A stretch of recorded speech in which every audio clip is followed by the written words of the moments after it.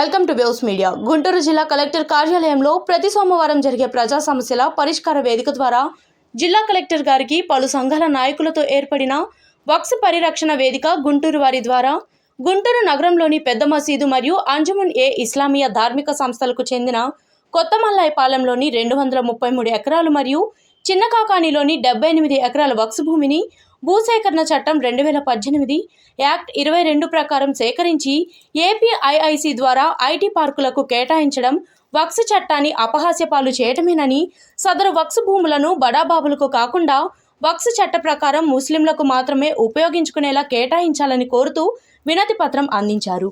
ఈ కార్యక్రమంలో S M Chishti, Awaaz Mohammed Kaleem, Muslim United front, Sheikh Khajavali, ముస్లిం హక్కుల పోరాట సమితి, ఆవాజ్ జిల్లా అధ్యక్షులు ఎస్కే బాషా, ముస్లిం ఐక్యవేదిక నాయకులు ఎస్కే బాజీ, మైనార్టీ నాయకులు ఆదం ఖాన్, హెల్ప్ లైన్ ఆర్గనైజేషన్ నాయకులు జబ్బర్ తదితరులు పాల్గొన్నారు.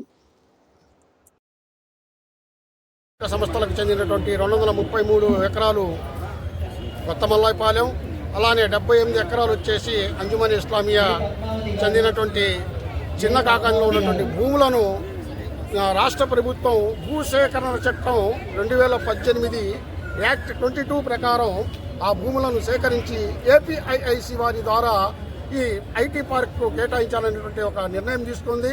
ఆ నిర్ణయానికి వ్యతిరేకంగా మేమేం చెప్తా ఉన్నామంటే, ముస్లిం సమాజం ఏ రోజు కూడా ఈరోజు వక్ఫ్ పరిరక్షణ వేదిక ఆధ్వర్యంలో గతంలో అనేక రకాలైనటువంటి వార్తలు గుంటూరు జిల్లాలో ఉన్నటువంటి గుంటూరు నగరానికి కొత్త మల్లాయపాలెంలో 233 ఎకరాలు ఉన్నాయి.